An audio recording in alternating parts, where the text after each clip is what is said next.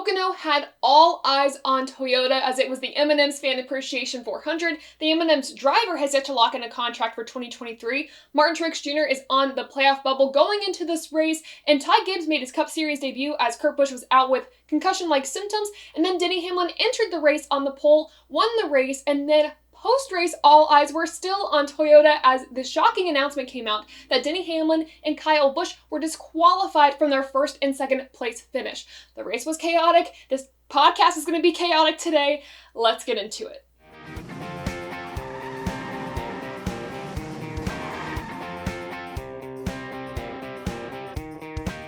This episode of Above the Yellow Line is presented by Haymaker Coffee. If you work hard, run hard, fight hard, and play hard, Haymaker Coffee has the coffee for you. Make sure to use the promo code RACE10 to get 10% off your order of Haymaker Coffee. Hey race fans, it's Taylor, and welcome back to Above the Yellow Line, where we talk all about the NASCAR Cup Series. We got a lot to talk about. Like I said, it's going to be chaos today. Let's continue the chaos as we talk through the M&M's Fan Appreciation 400. First off, I gotta say, I hope Kurt Busch is feeling better. He's recovering well. He was out due to concussion-like symptoms after wrecking out in qualifying, taking a really heavy hit. Now, it didn't look like a heavy hit on TV when we saw the replay, but inside the car, as we've heard from the drivers all year long, those hits have a heavier impact than we think that we see. So hoping Kurt Busch will be back at the Indy road course, but obviously it is more important that he focuses on his health right now, and I hope he's feeling better.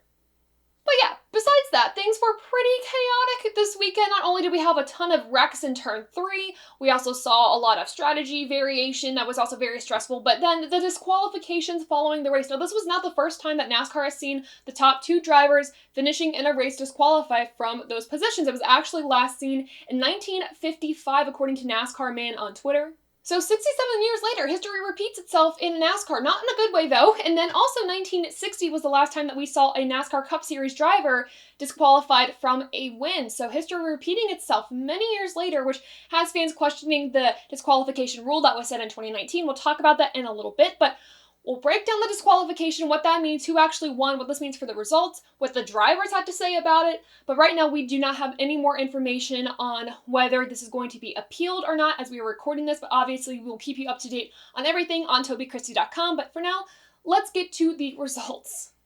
So for these results, there's a lot of things we have to address. First off, what was the DQ for? Well, it was for the front fascia of the car. There was extra material there that NASCAR didn't like. The front fascia, if you don't know, is like the grille of the car, the headlights, and all that stuff that makes up the front end of that car.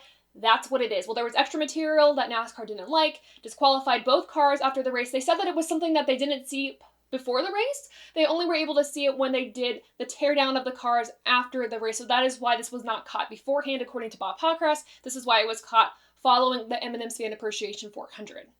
With that said, as of right now, we don't know if there's going to be an appeal process, but if that is the case, I'm going to break down the race for you if Denny Hamlin and Kyle Busch were still the victors, or still finishing in 1-2, and I'm also going to break down the race as things stand right now as I am recording. Obviously, if you've looked at the results, you woke up this morning, you were shocked to see that the third place finisher of Chase Elliott has won this race. But for Denny Hamlin, though, this was a major disqualification because he left that track having major history added to his stats, and then obviously, an hour later, a few minutes later, however long it took, those stats were erased. So let's talk about what would have happened if Denny Hamlin did win this race. First off, he would have surpassed Jeff Gordon as the winningest driver at Pocono with 7 wins. 2, he would have gotten his 3rd win of the season, tying Chase Elliott for the most wins this season. 3, he would have been tied with Tony Stewart as one of the winningest drivers in NASCAR with 49 wins in his Cup Series career. And finally, this is the stat that kills me a little bit. Obviously, it doesn't change things too much, but with 49 wins, Denny Hamlin becomes the 2nd driver with the most wins without a championship. Right in front of him is Junior Johnson with 50 wins. So all those stats are now revoked. Obviously, the next race he wins, they all get added back up, but the one thing that he cannot add back on until next season is a 7th Pocono win beating Jeff Gordon. So sucks. Plus, this would have been Joe Gibbs Racing's 199th win as an organization, so we have 2 more wins to get to that 200 number, so that really sucks, and I hate it for the 11 team. I hate it for Denny Hamlin, too. I mean, his daughter greeted him on the front stretch. They had an emotional moment. That kind of sucks, and for me, it's embarrassing for that team. Plus, with Kyle Busch, we're forgetting to talk about Kyle Busch for a minute. I mean, it's the M&M's Fan Appreciation Race. The M&M's driver is disqualified from the race and finishes last. That sucks, too. With that said, we gotta talk about Chase Elliott. I think he's the only driver in NASCAR history to win a race without leading a single lap, which is bonkers, but I mean, that's how it happens with the disqualification rule that we have. And personally, for me, this result could not have happened to any other driver, in the sense that it's just irony. Everyone is very polarizing about Chase Elliott, Denny Hamlin, and Kyle Busch. Kyle Busch and Denny Hamlin are usually drivers that aren't really liked. Chase Elliott is a driver that is universally liked, and there's also a part of the fan base that doesn't like him because he is who he is. Everyone thinks that he has a silver spoon or whatever, but this whole Mickey Mouse champion, Mickey Mouse winner thing needs to stop, to be honest with you. It's been something that's frustrated me since he got his championship, because listen, if we're looking at the definition of a Mickey Mouse champion or a Mickey Mouse winner, according to Urban Dictionary, they say a Mickey Mouse win refers to a win that was given to someone in a competition with little to no effort, in other words, an undeserved win. If you've listened to the show before, you've listened to the live streams, you already know my thoughts about Chase Elliott. He's been a part of some interesting calls, interesting wins, whether it's been on him or whether it hasn't. I know Martinsville 2020, when his crew member ended up making a mistake. He touched the wall before he serviced the car. They got that penalty revoked, and then they made it to the championship 4. Chase Elliott has the best car in that championship fight and wins the championship. Everyone says that's a Mickey Mouse win. I say that's false. And if you want to hear from the man himself, Chase Elliott said this morning, according to Bob Podcast and Jeff Gluck, that if Hamlin wants to keep the trophy, he can keep the trophy. Elliott is not going to celebrate a 3rd place finish that became a win. He doesn't want to celebrate the misfortune of other drivers, and to that I totally agree. And that kind of gets to my topic of talking about the disqualification rule that was set in 2019, and personally why I don't like it. I don't dislike the fact that a driver can be disqualified, don't get me wrong. If a driver is not following the rules that NASCAR sets and their car is a little bit more cheated up than the others and they get caught, absolutely they should be disqualified. However, I don't agree with the rule that you gotta give up the trophy, you gotta give up the checkered flag and everything, because that's just awkward. You're giving the trophy, kind of like Chase Elliott says, to a guy that doesn't, quote, earn the win or deserve the win. Elliott, in my opinion, deserves the win because he finished the highest of the guys that didn't cheat up their cars enough to have NASCAR figure it out, at least in that opinion, or maybe his car wasn't cheated up really at all. That's something we don't know, but I feel like if you're giving the trophy to somebody who didn't cross the finish line first, that's false in a way. Like, we saw the win with our eyes. We saw Denny Hamlin cross the checkered flag. We had that celebration. That is something you can't take away. However, you can take away points, and that is the only thing I believe you should take away with the disqualification. Because personally, to me, a trophy and the flag, they're monetary prizes. The pictures you get in victory lane, they're monetary prizes, but they're also things that can't really be taken back. You can take back points, though. After NASCAR goes through and does their penalty reports and whatever, points are taken away regardless. So those are my thoughts on the disqualification policy. Let me know what your thoughts are in the comments below, if you agree or if you don't. But with that said, getting to our results, finally, Chase Elliott does make this a 1st place finish, his 4th win of the season, being the winningest driver of the 2022 season. So for our finishing results of the M&M's Fan Appreciation 400, I'm just going to read the top 10. We're going to talk about that in combination with points and kind of go down the line talking about key moments from this week and from the race, because there's a lot to talk about. Like I said, this episode's going to be chaotic. It's already chaotic. We're going to be jumping back and forth, trying to figure out what could have been and what currently is. So with your top 10 results, here is how it works out following the post-race inspection. Chase Elliott, as I said, is 1st. Tyler Reddick in 2nd. Daniel Suarez 3rd. Christopher Bell 4th, Kyle Larson 5th, Michael McDowell with another top 10 finish added to his stats. 7th, Martin Truex Jr., Bubba Wallace with a nice top 10 finish. 9th is Eric Jones, and then 10th is Austin Dillon, so really good to see the RCR guys finishing in the top 10 after this disqualification. Also to mention, Alex Bowen finishing in the 11th position, his best finish in many, many weeks, so very good to see that for that 48 team as well. Had to throw that in there last minute. And obviously when there's disqualifications, we have a mix-up with the stage wins and the stage points. The main thing that changed is stage 2. Kyle Busch won stage 2. However, with him being disqualified, now Ross Chastain won stage 2, which is ironic because Denny Hamlin and Ross Chastain, another storyline that we keep dragging into the dirt, but got into it again at Pocono on Sunday. 18 laps to go in stage 3. Denny Hamlin and Ross Chastain were racing side by side. Denny Hamlin didn't give Ross Chastain any room because, hey, they were going for the same spot. You give somebody a little bit of room. At one point, somebody has to give. Denny Hamlin was like, you know what, screw this, and put Chastain into the wall. Chastain post-race said, you know, I kind of had it coming for me. He also was kind of chuckling in his post-race interview, just kind of sick of the storyline. Trust me, I am too. I think a lot of us are as well. But Denny Hamlin, the question is that the payback that Denny Hamlin had in mind? And in my opinion, no. I asked you on Twitter what you all thought. We got 50-50 results. Here's why I say that this was not the retaliation that I think we're going to see later in the season. Denny Hamlin specifically said that it's going to be a meaningful day when he gets Ross Chastain back. I mean, sure, there's a lot of stats that he could have tied or surpassed on Sunday. He was also racing for a race win, so maybe that was what was meaningful to Denny Hamlin. But I feel like if he's going to have payback for Ross Chastain, it's going to be a little bit more intentional than that. And maybe this is the mature part of Denny Hamlin saying, you know what, this is it. I'm settling the score. I'm done. But I don't think that's the case because now with the disqualification, and even I thought this before the disqualification too, but he has a lot more to lose than Ross Chastain does. He's down multiple points because this race technically did not even count for Denny Hamlin, so he has to make up a lot of points in the playoff standings and drivers' points especially to get himself farther in the playoff standings. So in my opinion, this was not necessarily meaningful payback, and it's probably going to come when Ross Chastain and Denny Hamlin are trying to race for a spot in the championship 4. I do think Ross Chastain is going to make it to the round of 8. I do think Denny Hamlin's going to make it to the round of 8. They're both going to be fighting for a spot in the championship 4, or whether they're already in or not. And it's going to happen at Martinsville. Denny Hamlin, I think, is going to see that Ross Chastain is going to be racing side by side with him for probably the last point in the playoffs. At least this is what I see the scenario happening in my brain. And if it doesn't happen that way, I feel like the storyline was a little bit overhyped. But if it happens this way, then it was all worth it. And I feel like at that moment at Martinsville, Denny Hamlin's going to say this is the time where it's the most meaningful and wreck Ross Chastain out of the championship 4 spot. Two unfortunate things about this. One, Kevin Harvick was involved in this incident. He got tangled into the mess of Denny Hamlin versus Ross Chastain, and unfortunately what started off as a pretty good day for Kevin Harvick ended up being a bad day. And two, even though that wreck between Denny Hamlin and Ross Chastain left Ross Chastain DNF from the race, he still finished ahead of Denny Hamlin after the disqualification, which I feel like Ross Chastain is celebrating somewhere at a Dairy Queen across the country, wherever he may be, just laughing at this. And maybe he's not, I don't know. But it's very ironic that when Denny Hamlin tries to do payback, if it is, it goes the other way. So that is the update on the Denny Hamlin and Ross Chastain incident and what took place on Sunday. Another storyline that we got to talk about, I mentioned earlier that Kurt Busch was not cleared to race from the medical team at NASCAR due to concussion-like symptoms, so who filled in for him? None other than Ty Gibbs. At 19 years old, he made his first Cup Series start in the number 45 Toyota for 23XI Racing. This was Ty Gibbs' first time racing in a next-gen car, sitting in a next-gen car. All that, plus he finished inside the top 20. He originally finished in the 18th position, but following the disqualifications, he finished in the 16th position, which is impressive.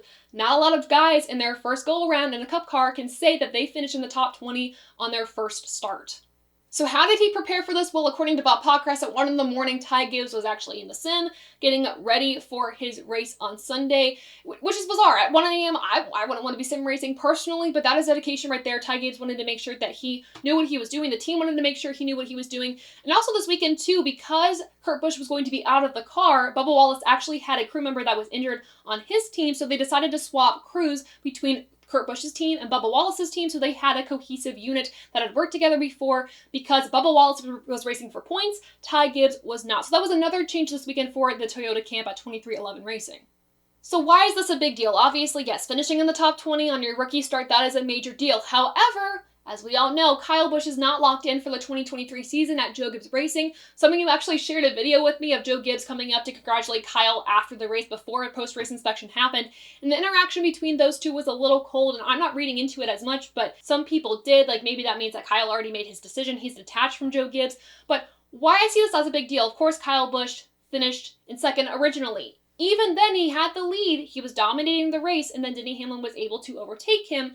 That, and then when he disqualified, it really solidified that all eyes were on Ty Gibbs because he was able to finish in front of Kyle Busch after this was all said and done.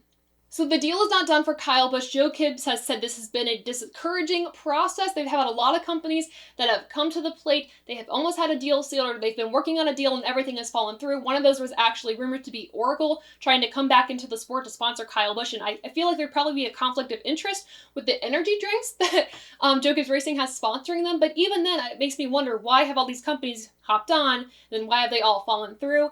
That is something that I don't know. That's something that I don't think the media knows. That is a very inside thing. But if I were a sponsor looking to sponsor a driver in 2023 and I saw this race and I saw a young driver, Ty Gibbs, with impressive stats in the Xfinity Series, and even when he was, doing part-time in the Xfinity Series, and that he got a top 20 in his first ride in the Cup Series, and if I know the sport pretty well, I know that is rare. If I'm looking at Kyle Busch, all I see after this race is he got a DNF for the M&M's Fan Appreciation Race. That is not good. So if I were a company, I might be looking at Ty Gibbs in the 18 next year. Do I feel like Ty Gibbs is ready for that number 18 car next year? Absolutely not. Do I feel like it's probably going to happen at this point? I kind of do. I also don't see Kyle Busch, though, leaving. I don't see him leaving because that's all I've known him to be in the number 18 for Joe Gibbs Racing. I don't see him fitting in really well at Stewart-Haas Racing, and maybe he does. Maybe he takes over the number 10 for Eric Almirola, even though we are not totally sure he's leaving anymore, as I mentioned last week and I believe the week before. But I also don't see Kyle Busch going anywhere else. Part of me feels like maybe he's done with Toyota and he switches Kyle Busch Motorsports to a Ford manufacturer. Maybe he's just done with it that way, and maybe he steps away and puts all of his focus on his truck team. We don't know at this point, and I don't know if we're going to know next week. I don't know if we're going to know the week after that, but this is a developing story that has all eyes on it and needs to have all eyes on this because he is the biggest free agent, in my opinion, in the longest time, and probably in this era of NASCAR, for me at least, or in the last 5 years. So the story is not set with Kyle Busch. We'll have to keep you up to date on TobyChristie.com as to the latest developments, but after this weekend, I have more of a fear for Kyle Busch's future and more of a bright light looking into Ty Gibbs' future. Now let's go into a points discussion. We gotta quickly gloss over the above the yellow line points because after the race and before the race, things changed quickly, but more importantly, we have to look at the points before and after the disqualifications for the playoff standings because things shook up quite a bit. So originally, Adam won this weekend in our point standings. He originally added 5 points to his score, which gave him a really big lead. However, after the race inspection, I actually chose the race winner after all of this, and I added 5 points to my score. So here's how things stand. Adam is still in first with 58 points. I am in second with 57 points. Dom, with a pick of Bubba Wallace, is in third with 51 points. And Brandon Lowe, with a pick of Kyle Busch, which would have been a pretty good pick, all things considered, is now in last with 48 points. Now for the playoff grid, here is how things would have looked if Denny Hamlin won this race and if Kyle Busch finished in second.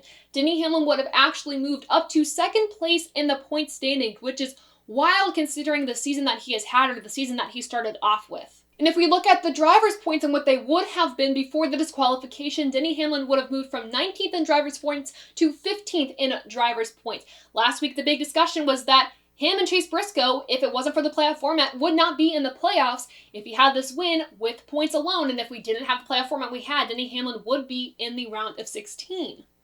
So let's just give you some perspective of how the playoff format really affects these drivers and who would be in if we didn't have the playoff format and who was out and all that kind of stuff. But looking at the points following the inspection, the only thing that did not change is before the inspection, Chase Elliott was over 100 points above Ross Chastain in second place in driver points. So for me, that kind of solidifies the regular season championship with Chase Elliott, but crazier things have happened. Who knows? But after the disqualification, Chase Elliott is now over 100 points above Ross Chastain, who is in second place in points, and then Ryan Blaney, third place in points. And then looking at the playoff grid as well, Denny Hamlin, who would have moved to second in playoff points, is now fifth in playoff points. And Kyle Busch, who would have moved to 7th in playoff points, is now 11th in playoff points. That is a major drop for that 18 team. If we look at our drivers that have not won a race up to this point before the disqualifications, Ryan Blaney was plus 106 to the good and Martin Truex Jr. was plus 84 to the good.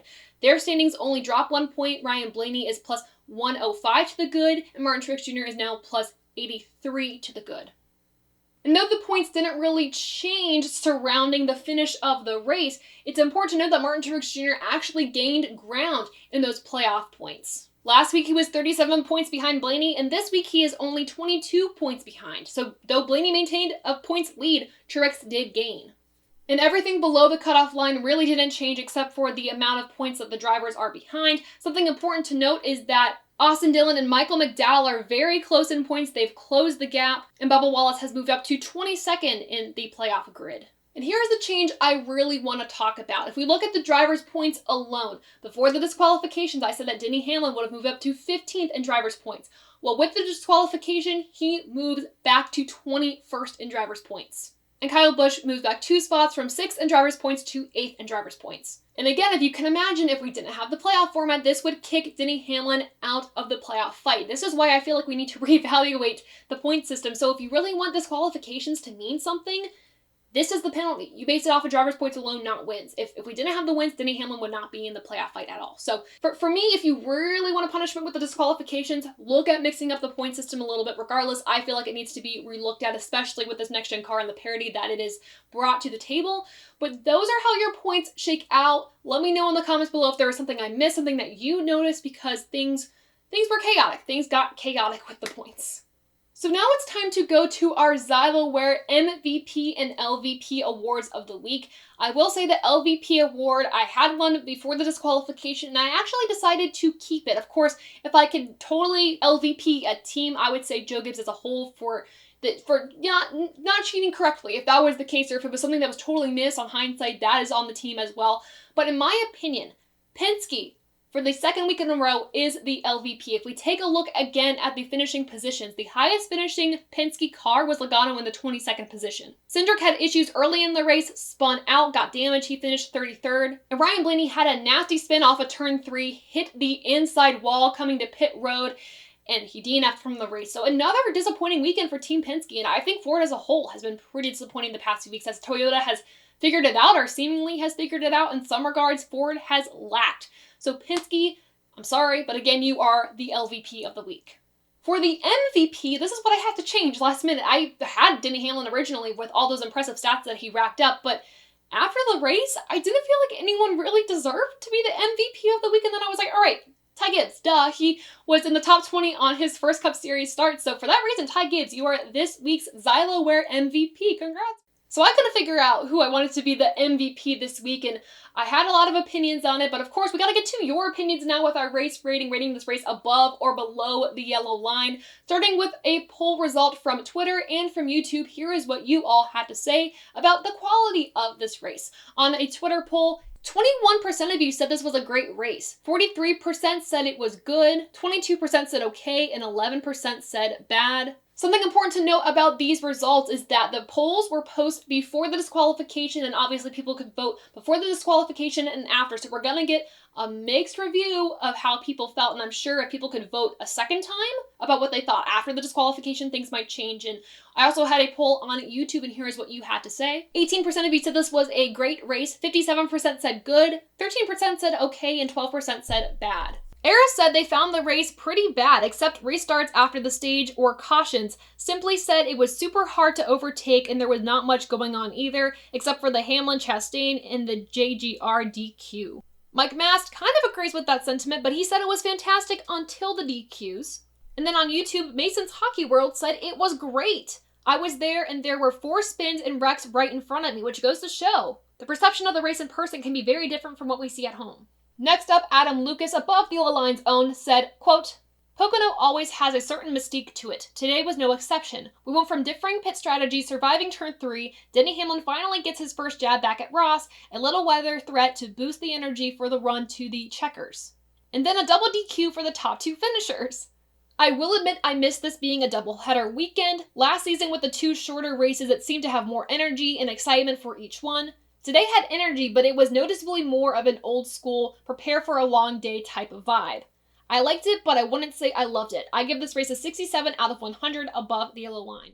Finally, Dom Joseph, another one of the above the yellow line crew members, said, quote, Pocono Raceway has always been a favorite of mine, and it was another good show this weekend. The drivers struggled to pass for the lead due to dirty air, so we got to see them at their absolute best, looking for grip and testing the guy in front. We had a good finish, but I lose my enjoyment of the weekend over the post-race decisions. Don't take the win away from the guy holding the trophy and taking the pictures. Let him keep the win, just scrap up all the points he and the team earned. If there needs to be more of a penalty, have them start at the rear for the next race. Great racing on track, terrible officiating off track.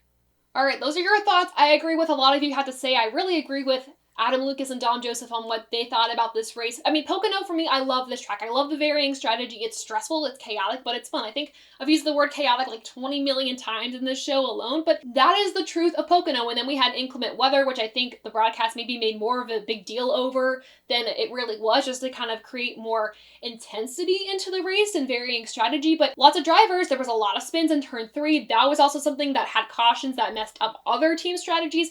So that was really wild to see. And with all those cautions, it broke up the race a little bit for me. It added to some frustration, and then especially with the disqualification, that added to it a little bit more. This was a classic strategy race at Pocono, and it was a little mild for me. Even though I said it was chaotic, it was still a mild Pocono race in my opinion, with some frustrations. I originally had this race rated at a 75%, but I'm going to give it a 71%, still above the yellow line. So if you stuck with me up to this point, we are done with the chaos that was the Pocono race. Now let's look ahead to the Indy road course race, the Verizon 200 at the Brickyard, starting with your track facts and driver stats. For the Indy road course, we have 14 turns to worry about. The track length is 2.439 miles long, almost 2.5 miles. The race length is 82 laps or 200 miles long. Stage 1 is 15 laps, stage 2 is 20 laps, and the final stage is 47 laps long.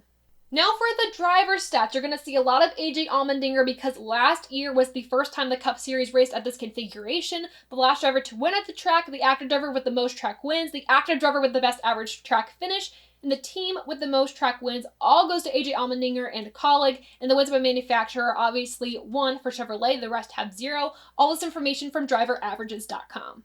To close it out, let's go to 2 watch, 2 worry for this weekend at the Indy road course. Starting with our 2 worry, it's a combo, you guys. It's got to be the Toyota guys and Denny Hamlin, especially following what we saw at Pocono. I'm going to be worried, and knowing that this season has sucked for them at road courses, I'm also going to be worried that they're not going to do well. Maybe they haven't figured out the right package for the Indy road course, and especially with this being the second time these teams have been at this track. I'm hoping that the Indy road course makes some changes, because the first time we went there, I hated the configuration. I didn't like it at all. So I'm hoping things can turn around, and especially they can turn around for Toyota, because they're going to need the boost after everything that happened at Pocono. Plus, if we look at the results from last year's Indy road course race, the highest finishing Toyota was Bubba Wallace in the 11th position. If that's the best that they could do last year, and we're looking at the results that we're putting out at the road courses this year, I am concerned. So overall, the guys I'm going to be worried about this weekend is Toyota as a whole, but more specifically for me, Denny Hamlin, to see if he can reboot from what happened at Pocono.